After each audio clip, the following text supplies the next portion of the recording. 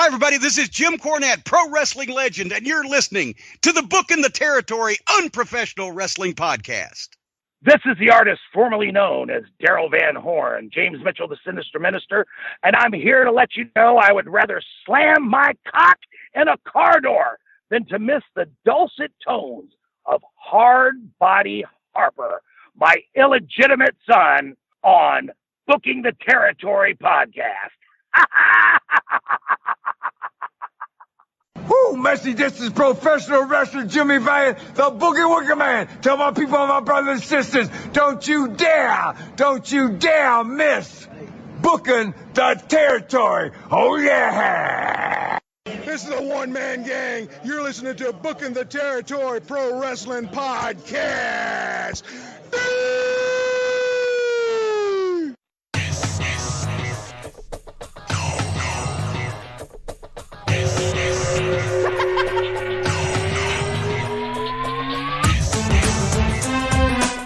Welcome back, everyone, to this week's episode of Booking the Territory, the Unprofessional Wrestling Podcast, where today we are covering WCW Saturday Night on TBS from February the 29th, 1992. It is a leap year show.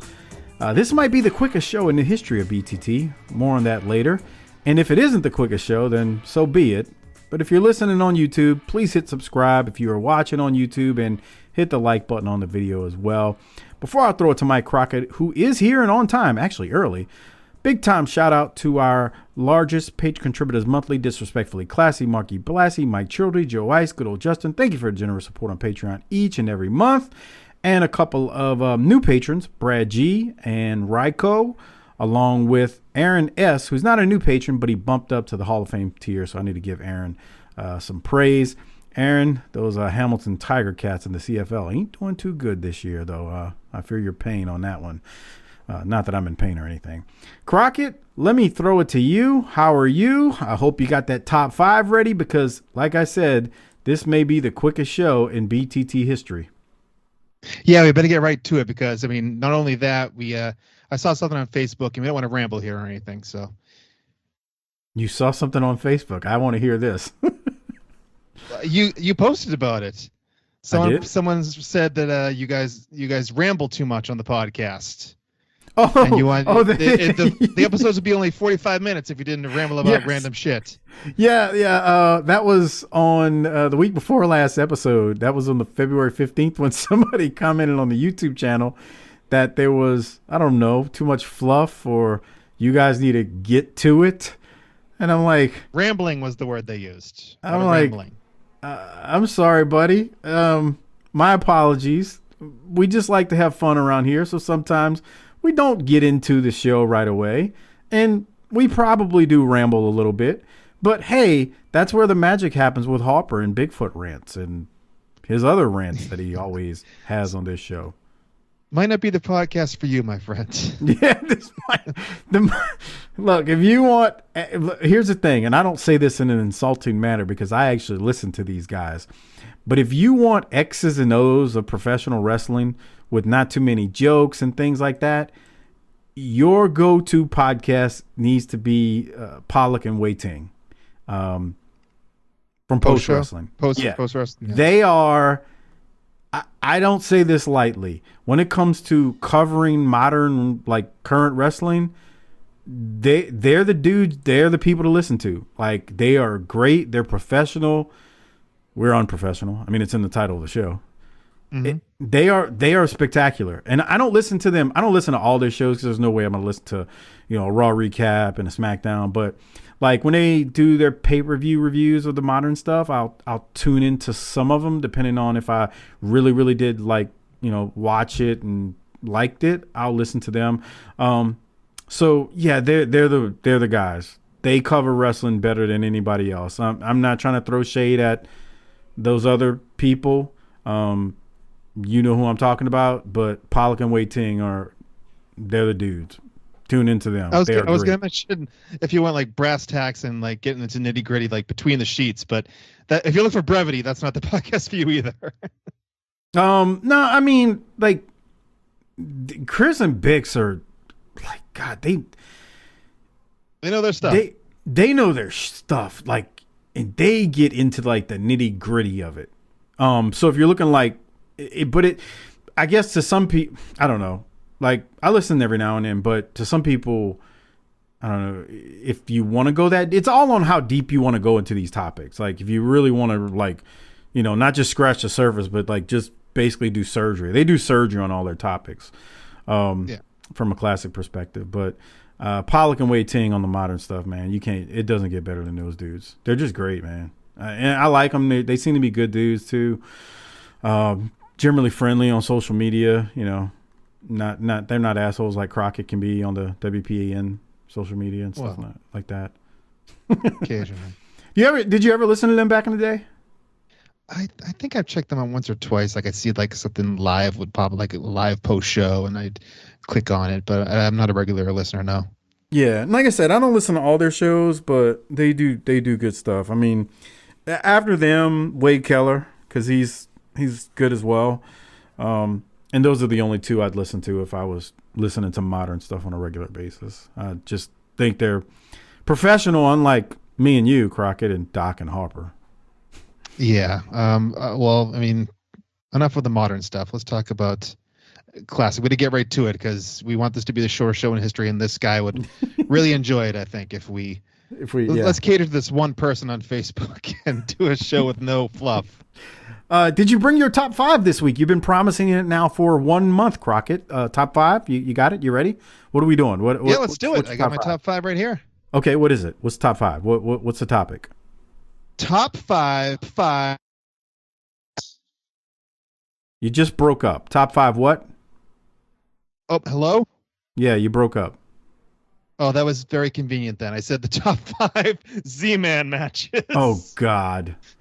Did I really break up? You just didn't want to hear that. No, you really broke up. You broke up. It went robotic for a second. I was like, what did he just say? Are you serious? This is what you bring to me after a month of telling me, yeah, I can't wait to do the top 5s. Z-Man matches? No, I can't find top 5. I can't find 5 Z-Man matches worth a damn. I can't find 5 Z-Man matches. I can find 5 that put me to sleep. That's really easy. Just look at whatever the last 5 of them were that we've watched here. Yeah. But no, they're top 5 Z-Man. No. Mm-mm. I can. You know what my number 1 is? When Vader beat the piss out of him at the what pay-per-view was that? He did a job for Vader on either a pay-per-view or Clash in 91, or was it? Yeah, he did a job for Vader, and Vader just beat the piss out of him. It was over in like a minute and a half. I don't remember if it was it Great American Bash. Now I'm gonna have to find this and look it up. I can't remember, but it was when Vader wasn't in like full time. He just come in and do his thing, and it had to be 91. Yeah, it had to be like July 20th. Looks like probably Great American Bash if it's July, right? Yeah. Okay, so it was right. July 20th, Great American Bash. Yeah, Vader. He beat him quickly. It felt like it was less than 2 minutes. Which again, my favorite thing he's ever done. My favorite thing he's ever done is I forget was it Danny Spivey or was it somebody where some tall guy where he leapt up to the top rope with his back to the ring to do it to do like the half turn like Kevin Von Erich crossbody. Yeah. And the guy wasn't even close. That's like a meme you see sometimes. I forget who was. I think it was it Spivey? No. It was oh my God. Who was it? I know exactly what you're talking about, and I can't. I love when this happens on the show because all the listeners right now are screaming, "You stupid son of a bitches! How do you not remember?" It's a Brian Lee. It looks like. Yeah, I think so. Yes, Brian Lee. That's right. I think Brian Lee from Clash of the Champions. It seems like. Yeah.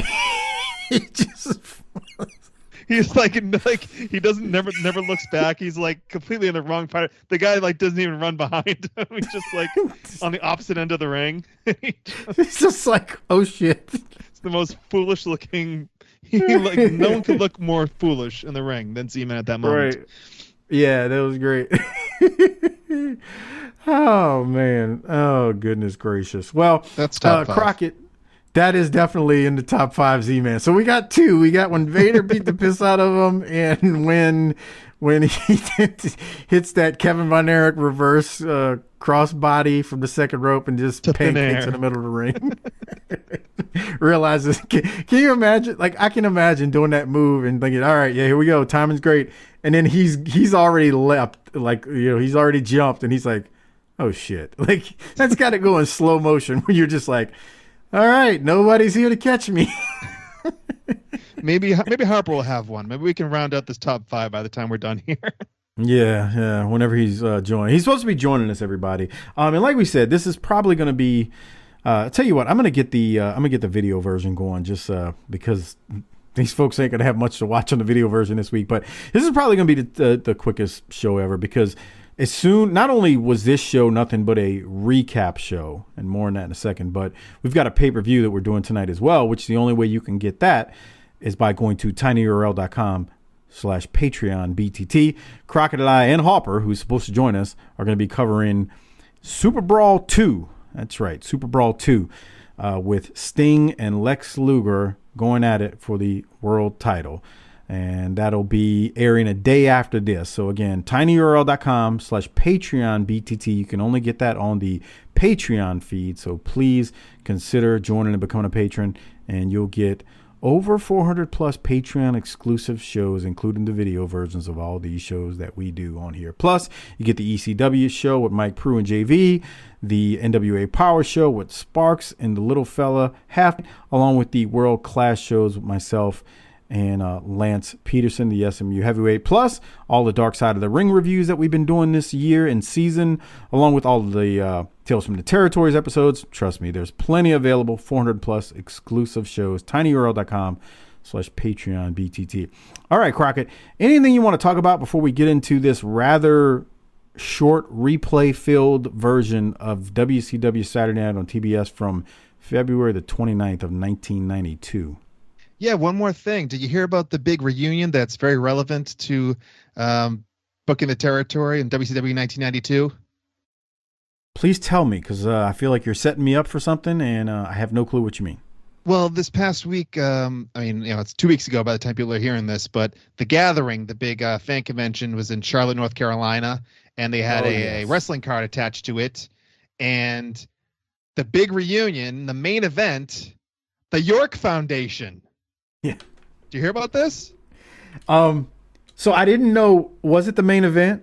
I didn't know it was the main event. It was the main event. Okay. I saw the pictures. It was originally supposed to be the Rock and Rolls versus the Headbangers. But I guess they said Robert Gibson had hip surgery. Okay. I saw some pictures. Now tell the people what you're talking about. So, yeah, the Gathering is a big fan convention, like one of the biggest and best fan conventions in Charlotte every year. And they had a wrestling card attached. I guess they called it the Rumble in the Hilton. And the main event was supposed to be the Rock and Roll Express versus the Headbangers. And Robert Gibson apparently had hip surgery. So they both came out. But then Ricky Morton says, I've been part of this legendary tag team, but that's not the only group I've been a part of. And he brings out your pal, Thomas Rich, I should say. And with Terry Runnels, who, of course, Alexander York, and Mr. Hughes, who apparently was he attached to the York Foundation at some point later on, I guess? Maybe? No, at the very beginning. Oh, okay. Very, very beginning, Mr. Hughes was tied to the York Foundation in a very unfortunate choice of words, which nobody batted an eye at back then. But when they never broke up, Mr. Hughes, and I quote Terry Reynolds saying, a deal was brokered and Mr. Hughes was sold to Harley Race and Company. Oof. Yeah, oof is right. So even the WWF didn't have the nerve to do that. They did it with Hercules, a white guy. Yeah. So to answer your questions, absolutely, he was a part of the York Foundation in the not the very early beginnings, because Rotunda, I forget at what point he joined, but he was a part of the York Foundation early on, and not my words, theirs. He was sold. They made a deal where they sold his services. Again, it's a terrible choice of words. It's not funny, but I'm like, I never forget we were watching that episode. We were like, holy shit, what did she say? So yeah, Mr. Hughes was an original member, technically an original member of the York Foundation. Not original because it was like York and Rotunda, but yeah, I mean, he joins not far after. So yeah, it was Thomas Rich and Richard Morton reunited against the Headbangers, and I guess they even went over. So that was the main event of the show at the Gathering. Boy, I'm gonna have to ask the little fella Half Pint how great of a match that was, because he was there. Oh yeah, Half Pint was there. Josh Fields was there, another BTT Hall of Famer. Half Pint. Who else was there? I think there were a couple of BTT listeners there because they had messaged me, a couple emailed me and whatnot. Yeah, I wonder how good of a match that was. Nobody said anything about the match. I just saw pictures of it. So what does that tell you? Yeah, me too. And I heard back together again. Yeah, I heard he's drowning. He's got like this phlegm in the back of his throat where he's like, oh my goodness, the entire time I was just like, swallow, do something. It sounded awful. I guess cocaine has a lasting effect on the throat too. Oh man. And also, I mean, not really related to this era, but Les Thatcher was on the show as well. I guess like being a podcast editor, you hear these things and they can't get out of your head. Les Thatcher has this whistle when he says S's, and it's like, and the entire time I was just like, oh, my ears. But anyway. Yeah, that's because you're a little podcast editor. Yeah. Yeah, that's my little take on the art of wrestling. That was a decent podcast. Your buddy Conrad was on too. Oh no, I used to enjoy Colt's show. Colt brought us one of the greatest podcasts in history. And I'm not talking about CM Punk or others, but it was the Buddy Landell episode, which I believe is still on YouTube. You can listen to it there. Buddy Landell and Colt Cabana is tremendous. I used to like. I mean, the thing was, Colt didn't really know like a lot of history. Whenever he would have the old guys on, I mean, some things he did, but like territory guys, he kind of didn't really know a lot about their history. I mean, like he knew who they were, knew maybe some of the places where they went to, but he didn't get into the nitty gritty of it. But I thoroughly enjoyed. There were times he had plenty of guys on, and I enjoyed listening to it. And Buddy Landell was one of them. So, yeah. That was a trip down memory lane, man. Colt had plenty of episodes for sure. Yeah. He's I don't know. He's not doing it very often anymore, but it's always nice when it pops up. Yeah, sure is. All right, well, on to the meat of this show. So this show opens up, again, February 29th, 1992. Jesse Ventura and Jim Ross are in the studio, and they kind of just break down and give you some information of what we're going to see in this entire episode. So I went ahead and watched this. It's only 43 minutes without commercials, but here's just some notes that I have from the history of WWE.com. So Jim Ross and Jesse are on commentary. They're in the studio. Here's the rundown of the show. It's like the control room, right? It's like more less than the studio, more like the control room. It's got the TVs behind them and stuff, the monitors. Yeah, and I think Harper is on. Let's conference him in. I apologize for the unprofessionalism here, but it's kind of how we do things around this territory. So let's bring him in, and then I'll finish saying what I was saying. But I got a feeling Harper's going to want to talk about something that happened on the news this week. Uh-oh. As Harper, we're waiting for Harper to join. There he is. What's up, man? We had just started doing the review portion of this week's show. What's up? Jesus. What? What y'all been doing? We're about to get into the review portion, and just so you know, this episode is like nothing but recap. So we're gonna wrap this up rather quickly, and then we're gonna get to the pay-per-view. Oh my God. Yeah, that you watched, right? Yeah. Jesus. What's the problem? The recap. Look at this. Yeah. Recap. So let's get into this. That way we can get this done and get to the pay-per-view. So bucket, these are the notes from the history of WWE.com. So Crockett, give me like 2 minutes. I'm going to recap all this. Then we'll get to the one match that was new in this episode. So Jim Ross and Jesse are on commentary in the control room, as Crockett corrected me. There's a video package recapping Lex Luger winning the WCW World title at the 91 Great American Bash. There's a video package of Sting winning the title at the 1990 Bash. There's a video package of the two of them teaming up, going up against Rick and Scott Steiner for the WCW Tag Team titles. That was Superbrawl 1. As they are showing all this to build up Sting and Luger's match at Superbrawl 2, which in real time was taking place later that night on February 29th of 1992. That's the short and the sweet of it. Now, there are a few other video packages in there as well, because they're going to now also build up the matches for the pay-per-view. So they show some stuff from the Steiners and Arn Anderson and Bobby Eaton, because that's going to take place at Superbrawl. We got a clip of the Steiners dominating the Road Warriors and Nasty Boys. I thought that was interesting. Two teams that aren't there. We've talked about that. They show a video package of Ricky Steamboat and the U.S. champion Rick Rude, which again is taking place at Superbrawl. More video packages of Barry Windham, Dustin Rhodes, since they are taking on Steve Austin and Larry Zbyszko at Superbrawl. And then more build up for Pillman versus Liger and all that good stuff. That is the first 31 or 2 minutes of the show. So that only left like 11 minutes for one match, Crockett. Did that sound about right? Is that a good recap of it? Oh, yeah. There's a lot of hyperbole in this. Like, I think they're trying to position Superbrawl as their WrestleMania now, right? Are they really? See, it seems like it. I mean, I don't know if that's what's happening, because their WrestleMania was always Starrcade. Right, but Starrcade has been so.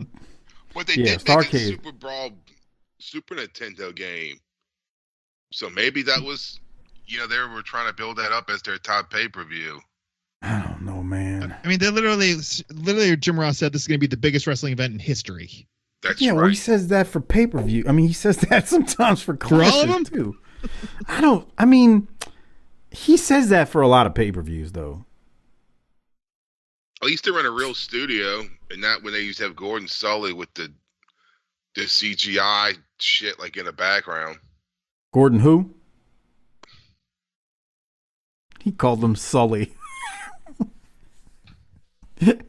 I'm just messing with you, man. Look at that I don't graphic. know. Yeah. Yeah. That looks like a graphic? Fucking an old Bubble Yum commercial. Oh, it is 1992. Yeah. It is 1992. They still have Bubble Yum. Oh yeah, trust me. I've seen that out in the wild. Dude. Yeah, Harper buys it all the time. Yeah. I go to Walmart and dude, they got a fucking 10-pack. It's still like $1.25. But it's the original though. It's just a regular one. And oh yeah. Dude, it's so crazy. Is to this day they still got that like punk rock duck as the logo from like 20-something years ago. Did you check the best on date? It might be from back then. You think they could update it? I mean, come on, man. Yeah, for real. Bro, but the best was that fucking watermelon. I think it was Hubba Bubba or a Bubblicious. Bruh. Yeah, I think it was Bubblicious. Bro, you could just smell it. Yeah.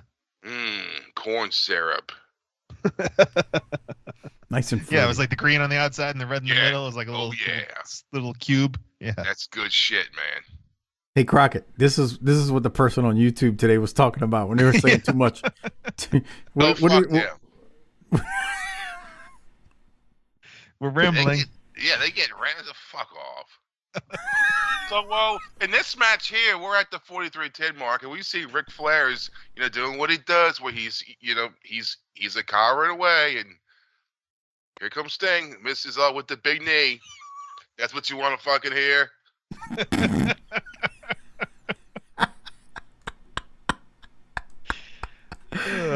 Losing a listener here. Harper just cursing listeners out.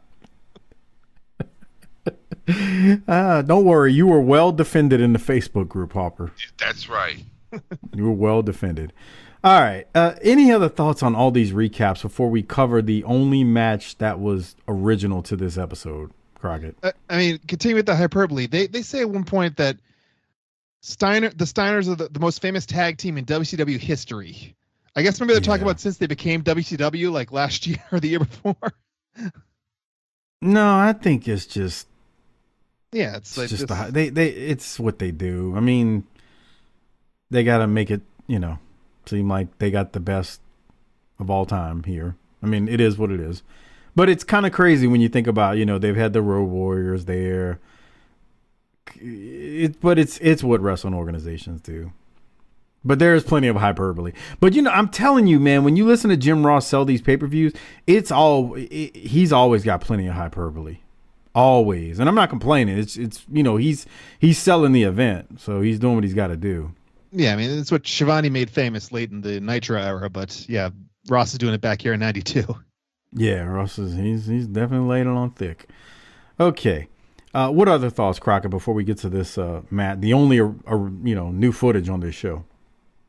I think we can get to it. So, the last thing we have on this show is an actual match that was taped on February 17th of 1992. It is between WCW US Tag Team Champions Ron Simmons and Big Josh, who have not had these titles for very long at all, versus Terrence Taylor and Greg the Hammer Valentine. Oh, I'm sorry, Greg Valentine, even though he's got the hammer everywhere else. Yeah. This was taped again on February 17th of 92 in Rock Hill, South Carolina.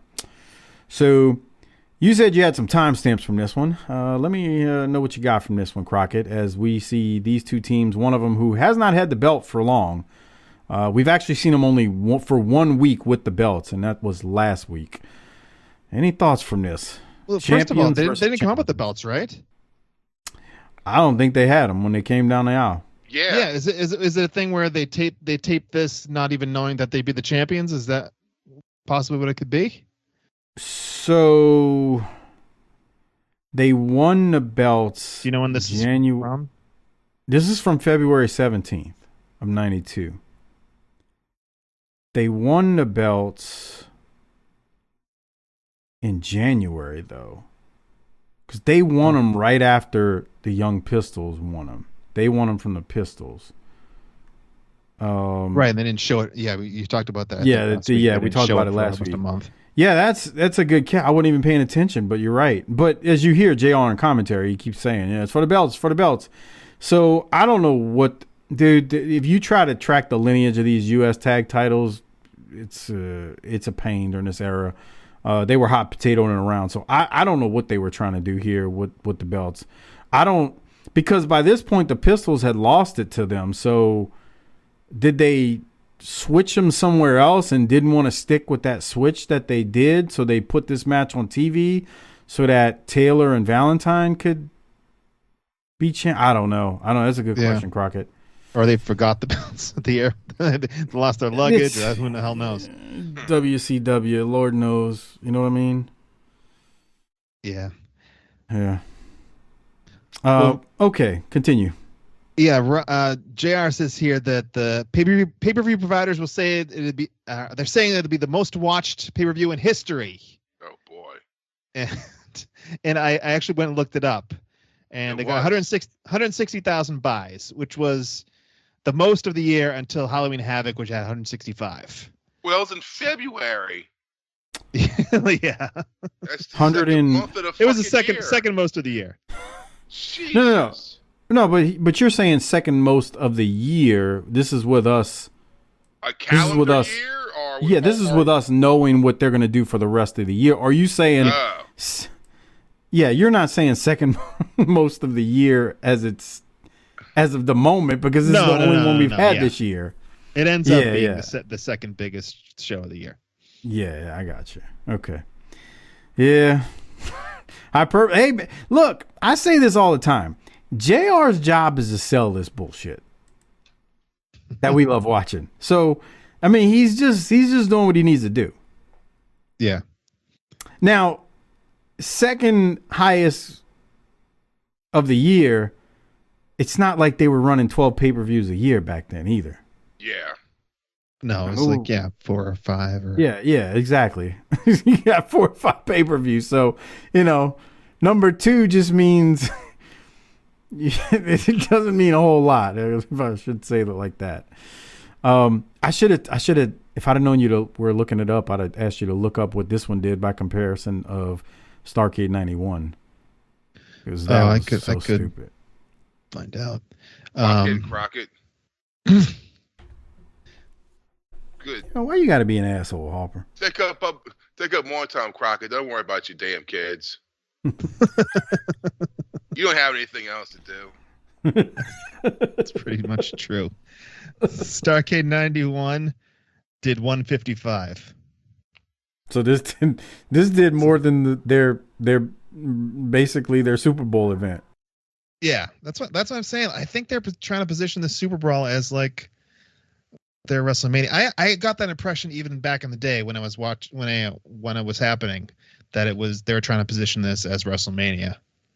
See, I never felt like that, only because Starrcade was always a part of everything I ever watched. Yeah, I mean, Starrcade to me was always, that was their WrestleMania to me. Yeah, that was.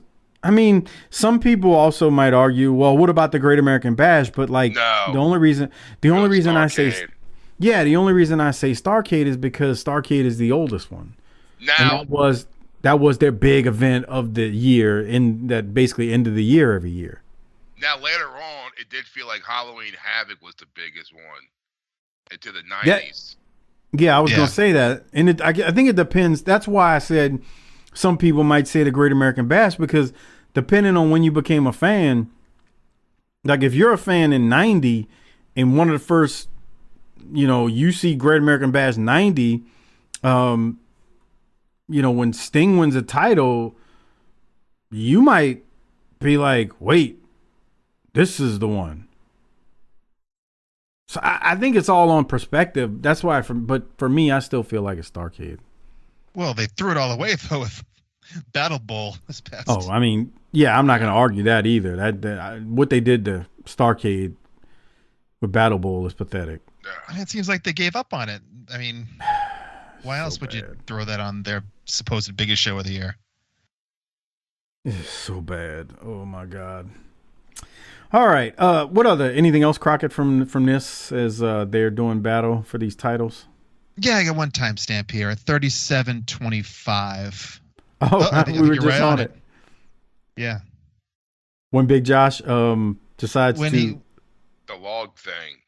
No, they're back in the side headlock, and basically they don't realize that the pin is being counted. I think the next one here. They're talking, coming up here. Right? They're talking, and they don't. Uh-oh. He's counting Big Josh. You can see them. You can see them talking, and like they just don't. They're not paying attention to the ref counting. The ref just stops his count. Yeah, Big Josh got pinned twice. They were counted. That's called expert analysis right there, Crockett. That's what I'm talking about. There you go. Yeah. So anybody who's doesn't like it. Oh man. All right, we'll continue. So working towards the finish now. We get a hot tag. Basically, Ron Simmons makes a hot tag to Big Josh. Josh comes in cleaning house. All 4 guys are going at it. Josh goes to the top rope, hits the bombs away, or as they called it back then, Jesus Christ, Northern Exposure. Yeah. Remember that show? I never watched it, but I do remember it. So Josh hits that bombs away, a.k.a. the Northern Exposure. Valentine is pinned. He's down for the count. But the ref is distracted trying to get Simmons out of the ring. And Taylor hits Josh in the back of the head with a flying forearm. And Josh is out cold. Valentine then pins Josh. And Valentine and Taylor are the new U.S. Tag Team Champions. So there you have it. We got new belts. Or new champions. Without belts. Yeah, belts. Right. Titles. Whatever. But here's the finish as we're watching. What did you think about the finish, Crockett? I thought it was pretty well done. Yeah, like you got Simmons is in the ring. The ref's trying to get him away. Simmons and Taylor were going at it, and yeah, Josh is just there, just prone. And boom. Moving. And Simmons the ref gets out. finally turns around. 1, 2, 3 new champs without belts. 2, 3. All done. Whatever. And that's how this episode ends. Right. before we go to the pay-per-view, like I said. Let's rate this. Okay, so what are you guys picking? No, I'm not rating this. Doc made a rule years ago. We don't rate recap shows. Yeah. Because basically you're just rating a match. Yeah. You know what I'm saying? You're just rating a match. It's pitiful. This kind of shows you where the U.S. tag team titles stand, though. It happens on a recap show going into pay-per-view where no one's going to remember it, like, by the time the pay-per-view starts. Pretty much.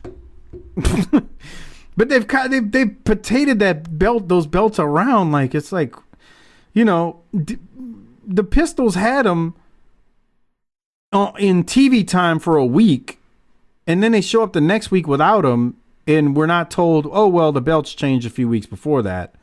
It was all messed up the way they did those titles. I don't know. Yeah, it does show you where it's at. All right, well, that, like I said, probably makes this the quickest episode we've ever done on BTT. So, but if you are a patron, you will get Superbrawl 2, which we are about to record right now.